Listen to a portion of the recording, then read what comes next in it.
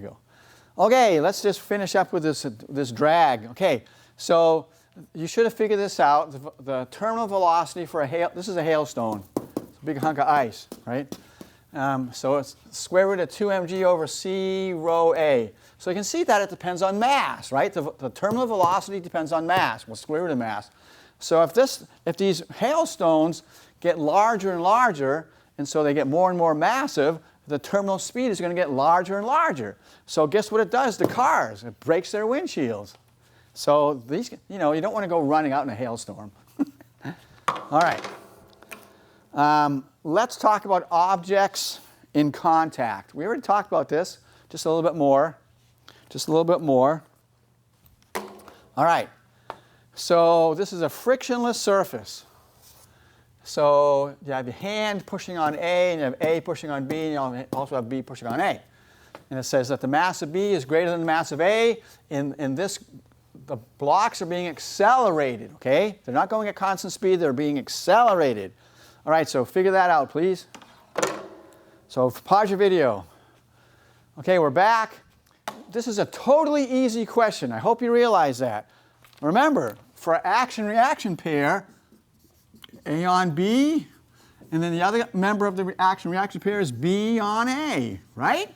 So you don't have to think at all. You just look at them. So, okay, A on H, H on A, got it.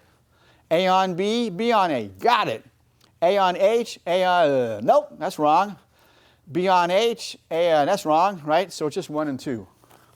So you should be able to do that 2 seconds. All right? Now, here's the hard one. Maybe not, I don't know. Okay, identify the correct statement, magnitudes only. So we have to figure out which one of these is correct. And I gave you, here's a huge hint. Please do it. Draw horizontal force diagrams for each of the 3 objects. 3 objects? Yeah.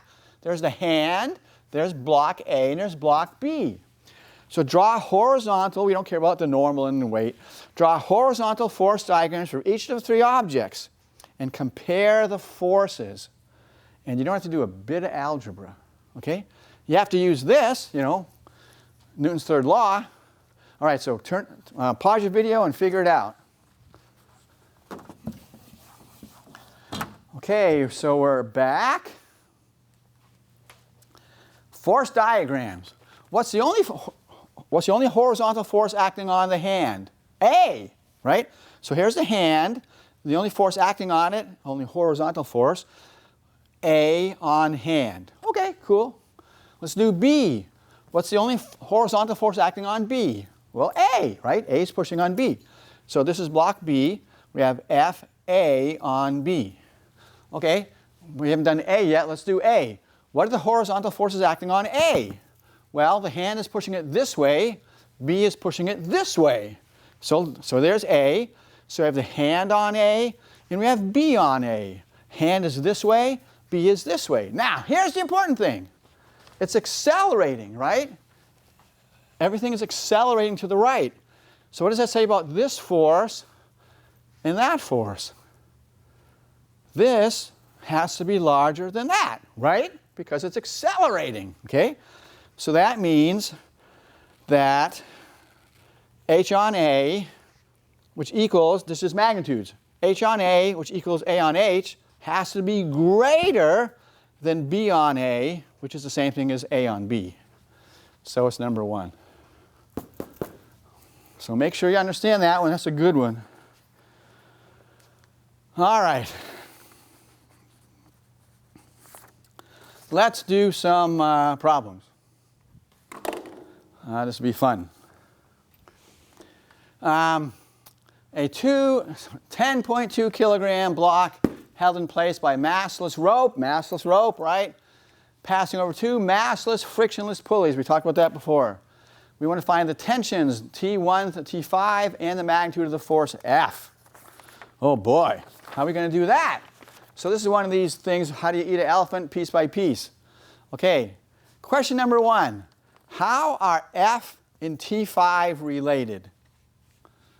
Well, obviously, hey, hold on a second. Yeah. notice there's something really important here. Again, you should underline it. The block is held in place, so nothing is accelerating here. So therefore, held in place, how are F and T5 related? Well, they're opposite, equal and opposite, right? The magnitudes are equal because nothing's accelerating. So there you go. All right, so there we go, right? We're supposed to find all of the tensions. We found one already, so we're getting there, right? So F equals T5. Okay, remember what we learned about pulleys?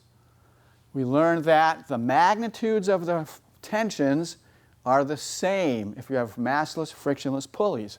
So therefore, look here. You have this, T5, and here you have T2. Well, what did we learn? Since the pulleys are frictionless and massless, T5 equals T2. Awesome. So now we know that, okay? All right, let's keep going. Look at here. Here's T2 going around this pulley. So therefore, you know what the question is? So therefore, what is T2 equal to? Well, massless, frictionless pulleys, the tensions are the same, the magnitudes. So T2 has to equal T3. So look, wow.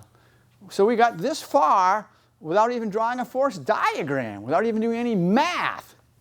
I mean, that's pretty cool, right? Okay.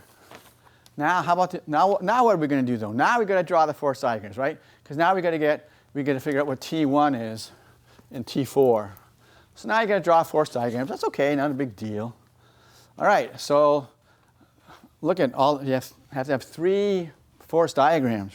You need a force diagram for this, force diagram for that, force diagram for that. Oh my gosh. Okay, so not so bad though. What's the force diagram for this guy? There's the weight down and T1 up. So therefore, what's T1? Just the weight, right? Just uppercase M times G. Okay, so that's nice. So you know that T1, oops, sorry. So you know that T1, so T1 is just uppercase M times G. Awesome. Okay, now look at the small pulley. T2, T3, T1. So for this one, T1 equals T2 plus T3, right? Okay, and look, we already know what T2 and T3 are, correct? So we have T1 equals T2 plus T3, but these are equal, so we can just say it's twice T2.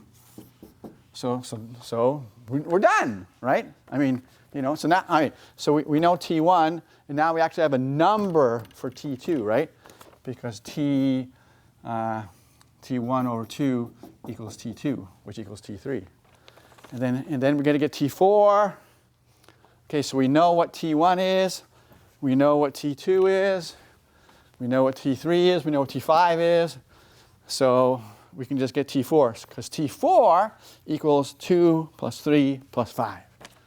So all I'm saying is sometimes, you know, just kind of analyze it before you start going crazy and drawing force diagrams. Just analyze it first, and then draw force diagrams.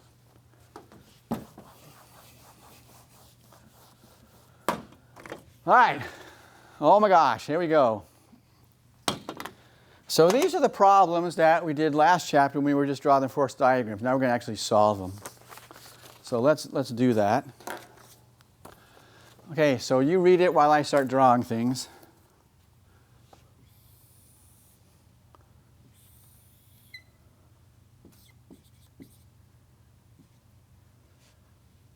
Okay, so this is the one, I mean, we already drew the force diagram.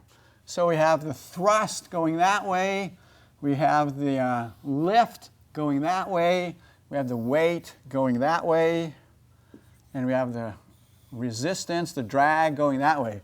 So remember that we tilted the coordinate system.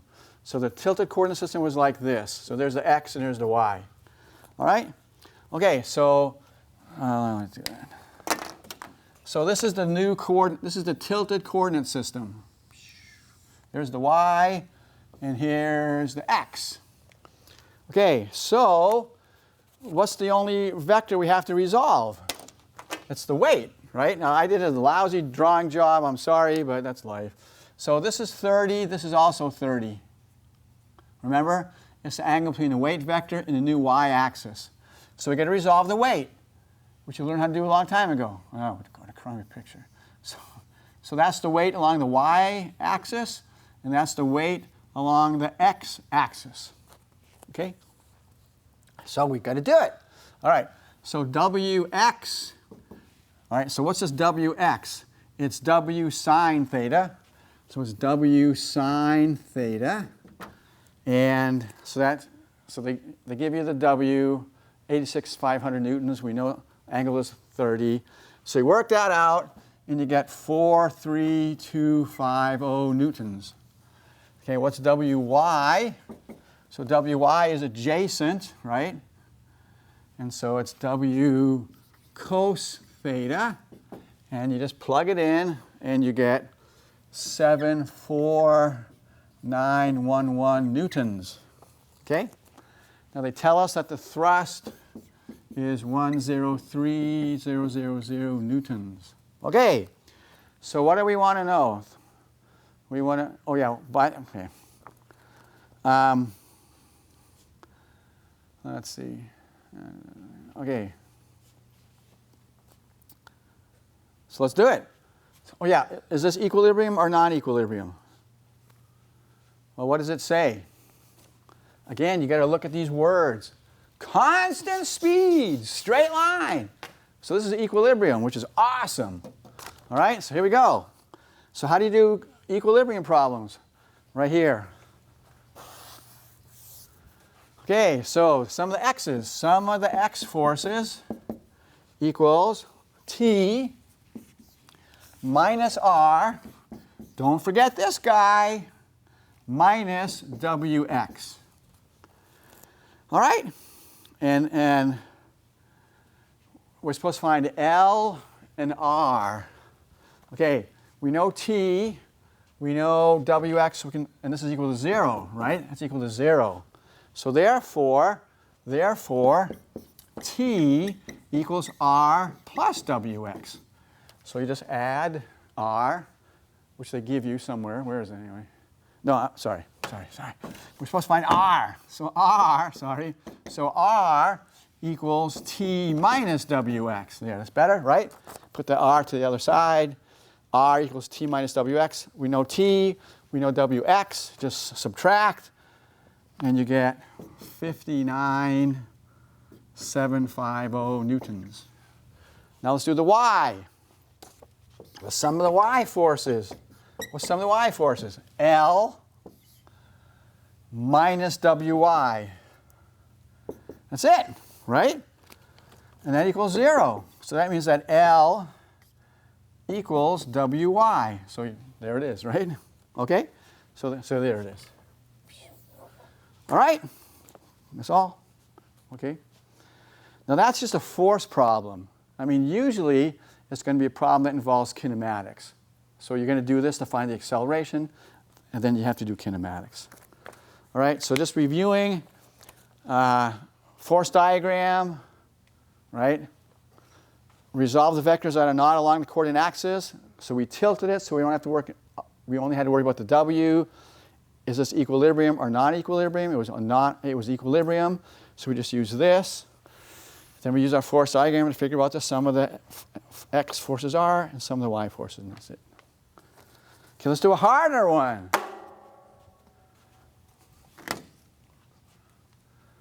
Oh, this is a really good one. This is a thinking question. So everybody read it, please.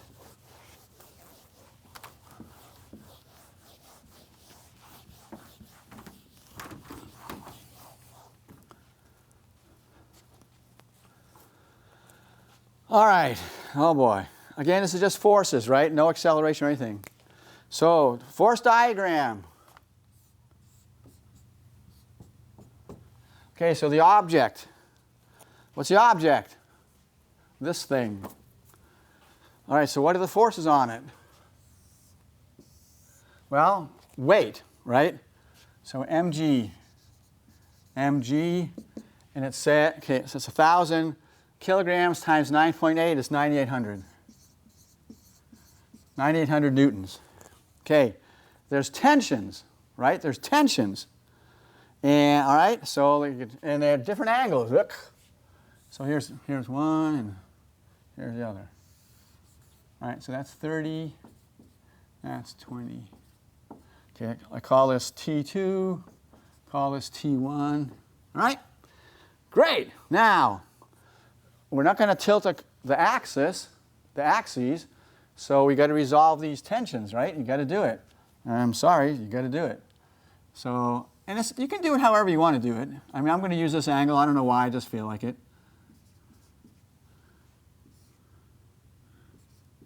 But you can use that angle, doesn't matter. So this is T2x, this is T2y, this is T1x, this is T1y. All right? Okay, so let's do it. The x's. So the sum of the x forces, T2x minus T1x. And that's equal to 0, right? Because it's not accelerating, you know. Okay, so we're going to plug it in. So what's T2x? So that means that T2x equals T1x.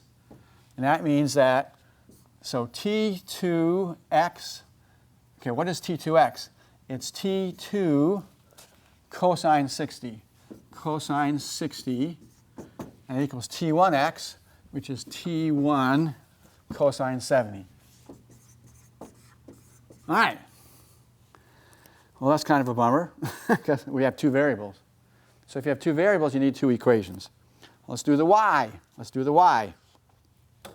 Okay, the sum of the y forces, T1y plus T2y minus mg. That equals 0. Okay? So what does that mean? So T1y is T1 sine 70, T1 sine 70. T2y is T2 sine of 60. And that has to equal, well, okay, what, minus 9,800 newtons equals 0. Okay, so what are you going to do now? We have an equation here. You have an equation here. So now you just, it's up to you, right? Let's just use substitution. So T2 equals T1 cosine 70 divided by cosine 60, right? Just, okay.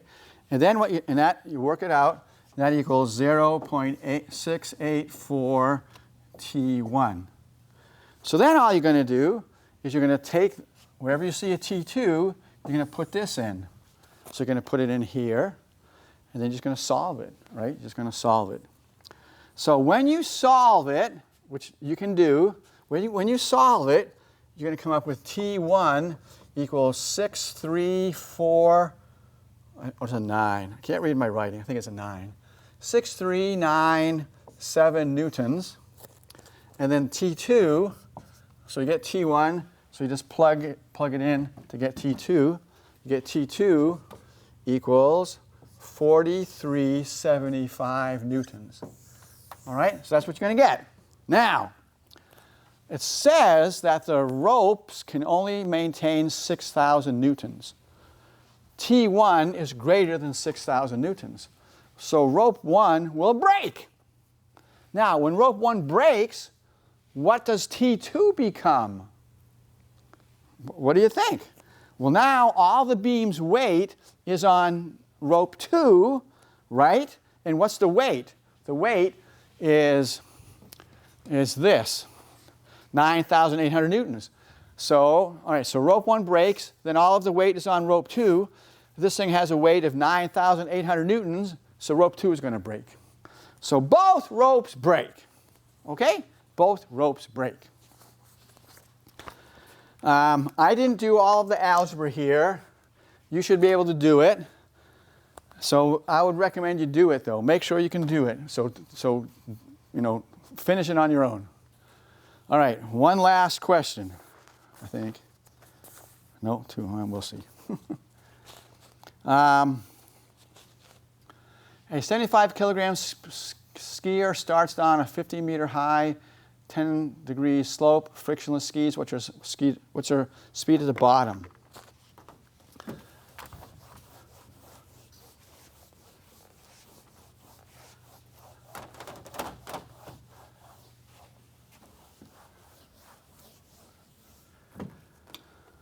All right, whoa boy, speed at the bottom, that's kinematics, right? So this is like a chapter 2 problem or something. Kinematics, oh my goodness. So, wow, let's just draw it. Okay, so obviously, you know, she's skiing on frictionless skis. So she's accelerating, right? All right, so, you know, if you want to, you can draw a little motion diagram. Doesn't hurt, right? So this is beginning and end. So know there's an acceleration, right? There's an acceleration. Okay, how many points do we need for our pictorial representation? Just 2, beginning and end. So we have a beginning and we have an end. So there's the ground, you know. Okay, so the beginning. Now we're going to be smart. We're not going to do this as a 2-dimensional problem. We're going to do it as a 1-dimensional problem. Okay, so we're going to be lazy. Smart. So this is x0, right? x0, v0, t0. This is going to be x1, v1, t1, okay? So this is the x-axis. We're just going to do it as a 1-dimensional problem, so we don't have to worry about 2 dimensions. Why not?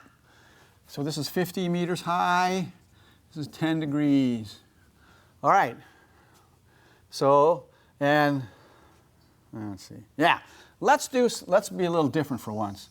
So there's our coordinate axis, is the y-axis, that's the x-axis. Let's do plus, let's say plus is down. Huh? Why not? Let's say this is the origin. And just for fun, we're saying this is positive. It's not, we do that all the time, right? We're saying to the right is positive, right? So to the right is positive. Okay, let's do what we always do. So she starts from rest. So x0 equals v0 equals t0 equals 0. All right, that's cool. Now, x1. What's x1? I don't know. Well, yeah, you do. Because you just have to use trig, right? You just have to use trig. So what's the sine of 10? So the sine of 10 degrees is opposite 50 meters over hypotenuse. Well, what's the hypotenuse? This is the hypotenuse, right? It's x1. x1. So therefore, x1 equals 50 meters divided by the sine of 10 degrees. And that comes out to be 288 meters. Okay, so x1 is 288 meters. All right, v1, that's what we want. v1 is what we want. And t1, we don't know. All right, and we don't know a either. Oh man. We actually do. We learned it a couple chapters ago, but let's pretend we don't know it. All right, so we want to get, this is like we know the initial velocity, we want the final velocity. We know the distance. You have to look at your 3 kinematic equations, which hopefully you have memorized by now. Which kinematic equation do we want? We don't know any time, right? We don't know the time. So the kinematic equation is this one. V final squared equals V initial squared plus 2a delta x. That's going to work, right? That is going to work. However, what don't we know? Well, you should expect it. We don't know a. So what does that mean? That means we have to do a force diagram. Oh, sorry. You got to do it. So we got to do force diagram. No big deal. We're good at that now.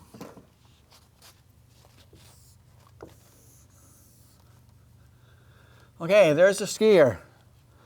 What are the forces acting on the skier? Well, there's the normal. What else? The weight. What else? Nothing else. right? That's it. The normal force, because there's no friction.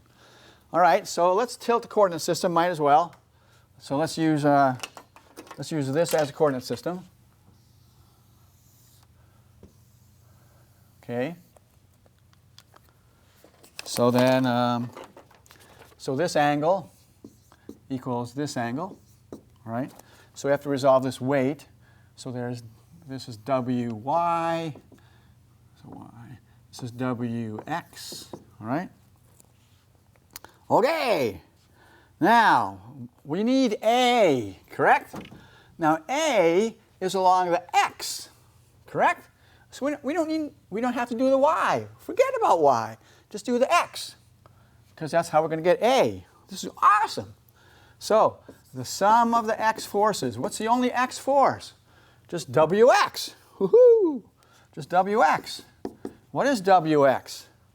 WX is W. This is opposite, so it's sine. W sine theta. Okay? And that's, that's mg sine theta, right? And so, and that, of course, and what does that equal? That equals ma, right? This is accelerated motion. Sum of the forces equals ma. So this was the only horizontal force, Wx. Wx is mg sine theta. That equals ma. Well, this is heaven. Because now we look at this and we say, woohoo, what's A? So you just look at this and you cross out the m's and you get A equals g sine theta. And if you look back in your notes, you'll actually realize that we talked about that a while ago. All right, so that's 9.8 meters per second squared times sine of 10 degrees. And that equals 1.7 meters per second squared. So now we're done, almost, right? So what we want is V1, that's a square root of V0 squared plus 2a delta x. So square root, okay, V0 is our favorite number, 0 plus 2, okay, a, 1.7 meters per second squared. Oh, this is delta x, sorry, delta x. Delta x is 288 meters. And I promise you, sorry, don't do this. All right, the answer is 31.3 meters per second. All right? There you go. Now, is that reasonable? I mean, that's pretty fast. That's really fast. But remember, what did we ignore? We ignored friction. We ignored air resistance, But, so it's, I mean, that's really fast. All right, that is enough. Thank you very much.